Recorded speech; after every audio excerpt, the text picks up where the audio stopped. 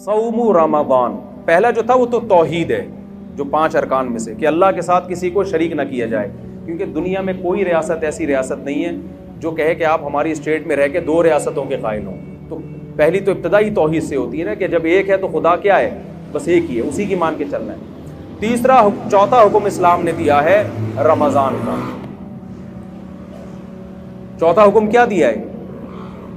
رمضان۔ تو انہی میں سے اللہ میاں نے ایک حکم یہ بھی دیا ہے کہ میرے جو مجھے مانتے ہیں اور یہ مانتے ہیں کہ اس کائنات کو میں چلا رہا ہوں، اس کائنات کا بنانے والا میں ہوں، تو یہ خالی پیلی کے دعوے میں قبول نہیں کروں گا، کچھ کر کے دکھانا پڑے گا جس سے پتہ چلے گا کہ واقعی تم مجھے مانتے ہو۔ آپ جب کسی سے محبت کا دعویٰ کریں تو فری پھوکٹ کے دعوے آج کل چلتے ہیں۔ آپ بیگم سے کہیں مجھے تم سے بہت زیادہ محبت ہے، بہت زیادہ بیگم، میں بس مفتی طارق مسعود کے اتنی دفعہ بیان سن چکا ہوں، پھر بھی مجھے کبھی دوسری شادی کا خیال نہیں آیا کیونکہ مجھے تم سے بہت زیادہ محبت ہے۔ بار بار آپ یہ دعویٰ کرو، وہ کہے چلے جی آپ مجھے آج پیزا کھلا دیں، چلیں آج باہر ہوٹل پہ چلتے ہیں، آپ کہیں پیسے نہیں ہیں، یہ ٹینشن، ابھی ٹائم نہیں ہے میرے پاس۔ روزانہ یہ دعوے کرتے ہو، لیکن اس دعوے کو ثابت کرنے کے لیے روکڑا آپ کی جیب سے کبھی بھی نہیں نکلتا۔ تو ایک دن غصے میں آ جائے گی نا کہ کچھ اور بول دیا کرو، یہ محبت کے دعوے یہی ہوگا نا، یہ دعوے شاوے نہ کیا کرو۔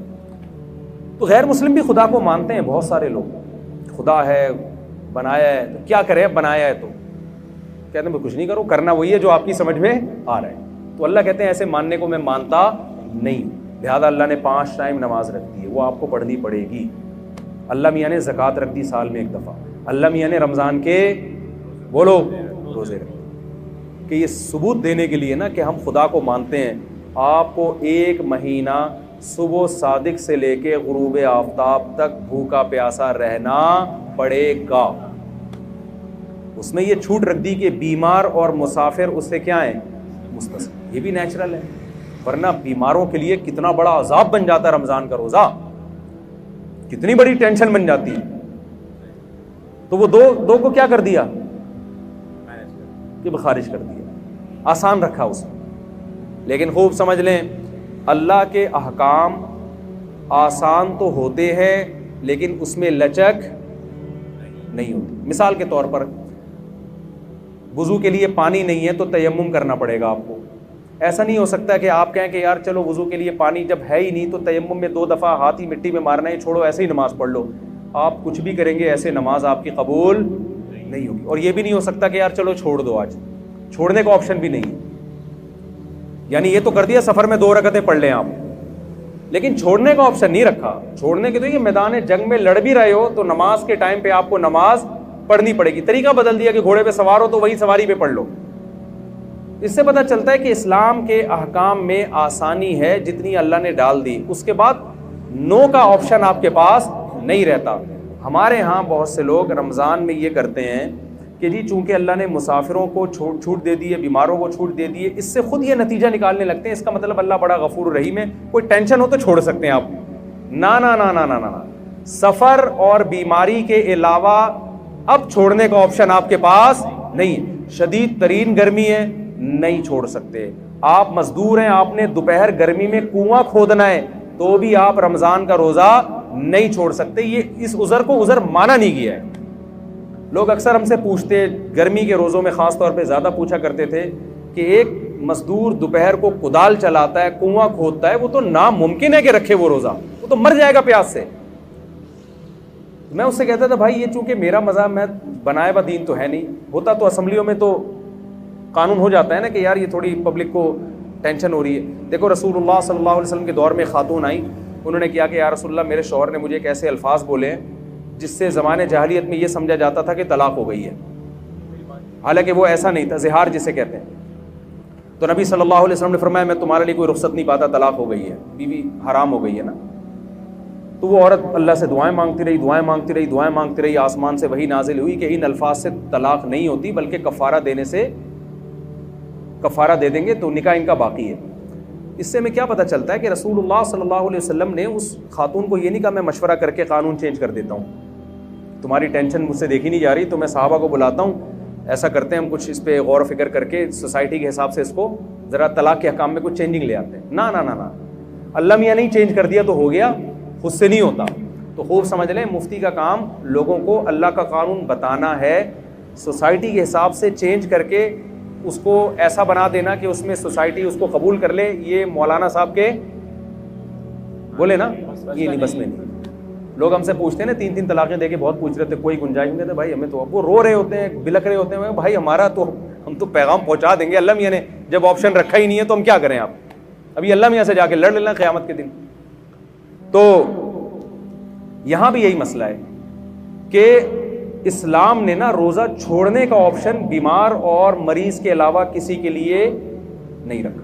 اب لوگ کہہ رہے ہوتے ہیں مزدور بیچارہ کیا کرے، تو ہم اس سے کہتے ہیں کہ دیکھو ہمیں اسلامی قانون میں یہ ملتا ہے کہ مزدور اگر صحت مند ہے، سفر میں نہیں ہے، تو ملازمت تو سب کی الگ الگ ٹائپ کی ہوتی ہے نا. کوئی ایئر کنڈیشن میں بیٹھ کے جاب کرے گا، کوئی جناب گڑھا کھودے گا.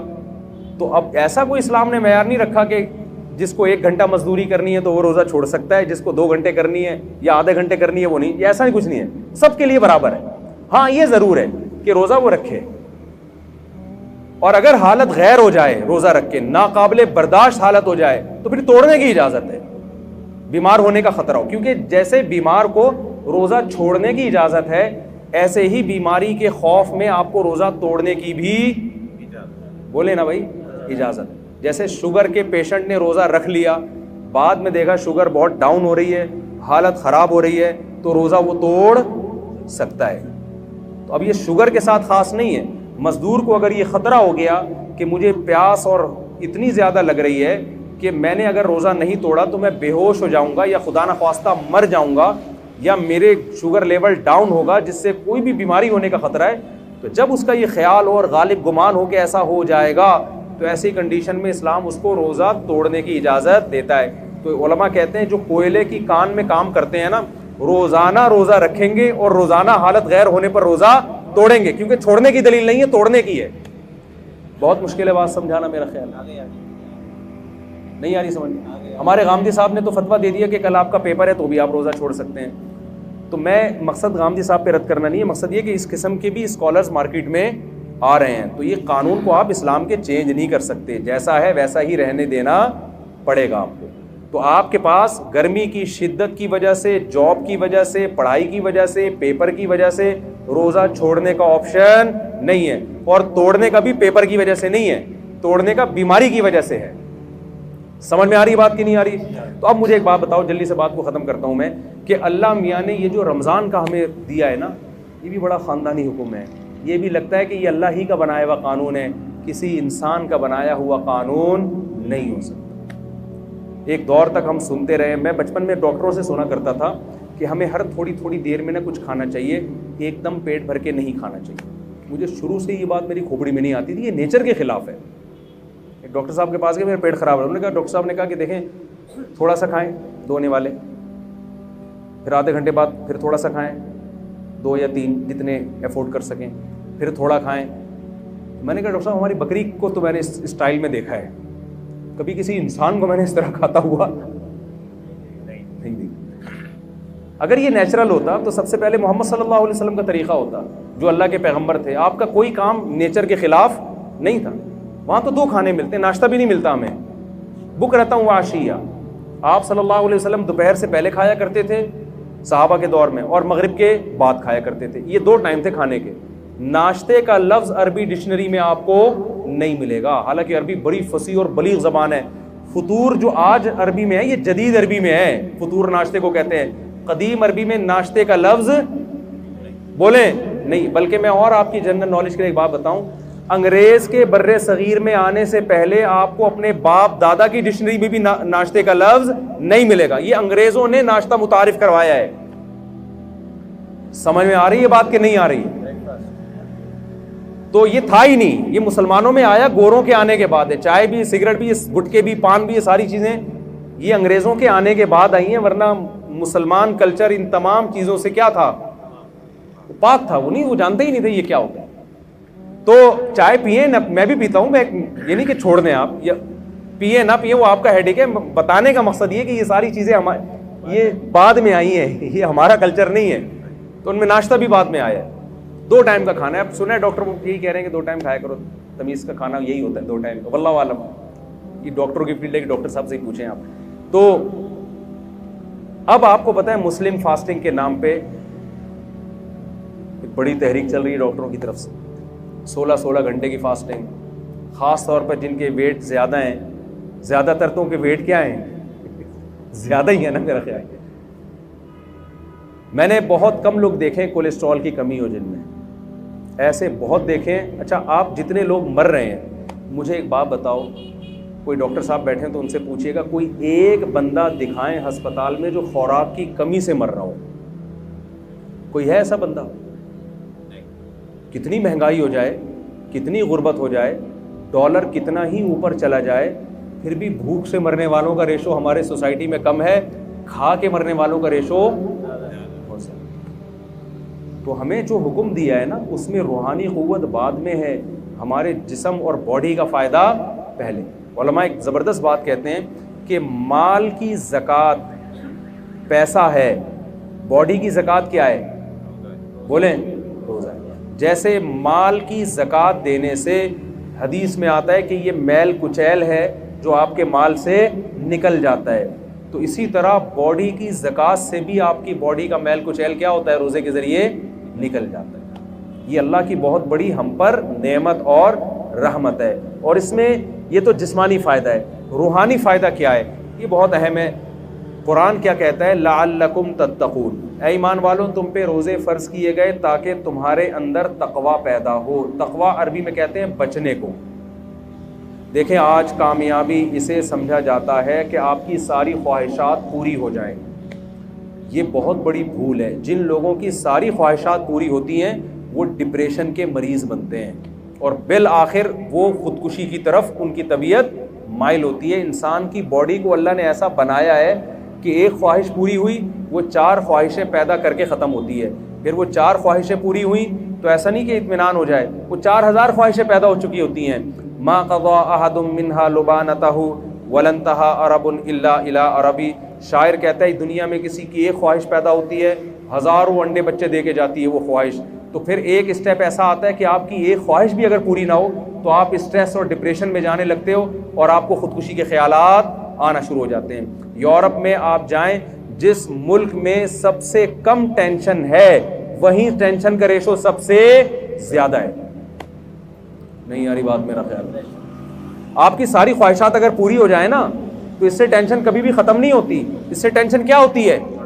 کیونکہ آپ میں مزید خواہشات جنم لیتی ہیں اور آپ کے اندر جو ریزسٹنٹ پاور ہے نا خواہشات پہ کنٹرول کرنے کی, اپنی منمانی زندگی کے خلاف چلنے کی, وہ صلاحیت آپ کے اندر ختم ہو جاتی ہے.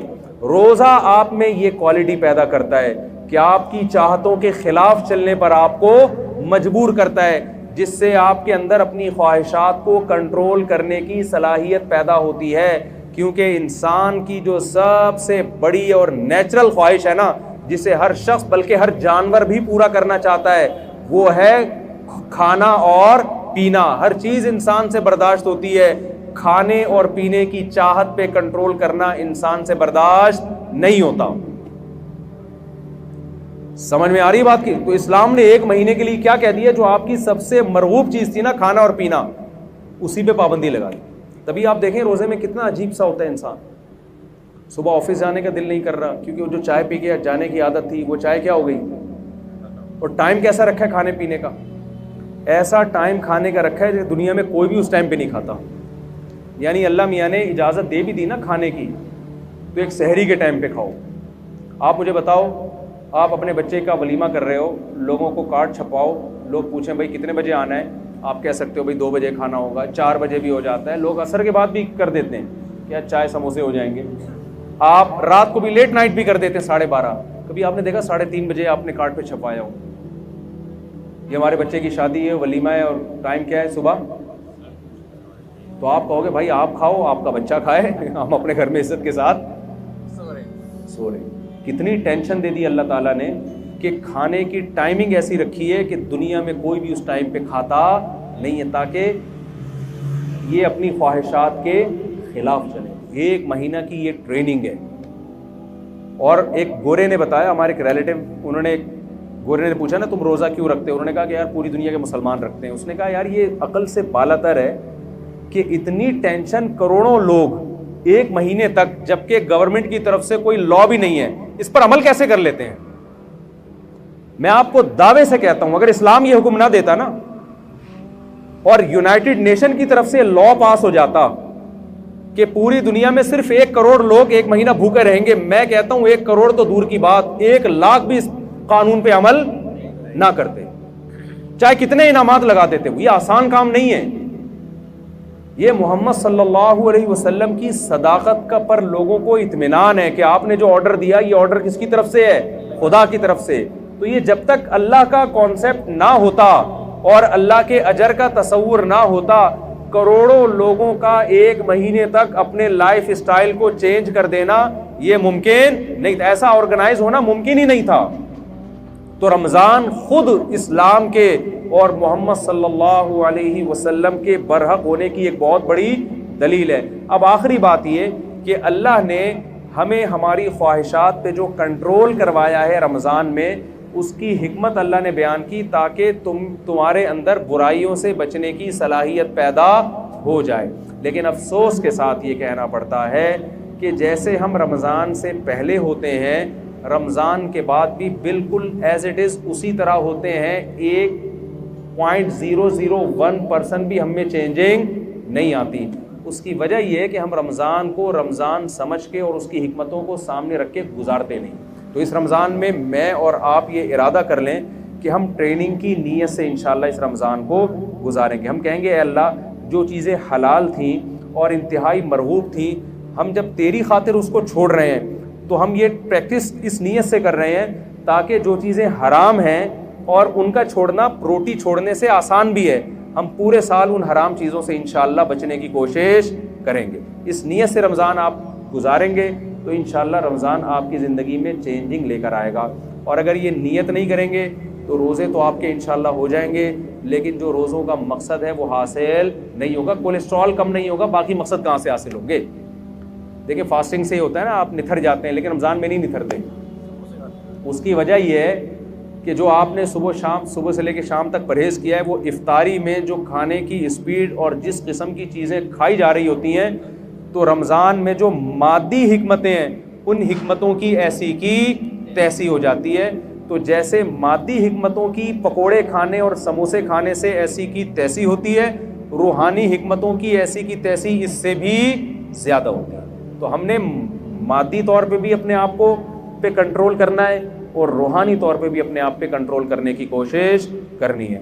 اللہ تعالیٰ سے دعا ہے جو کچھ کہا سنا اس میں کمی کوتاہی اللہ معاف فرمائے، اور جو صحیح باتیں ہوئی اللہ اس پہ ہم سب کو عمل کرنے کی توفیق عطا فرمائے. وما علینا الا البلاغ.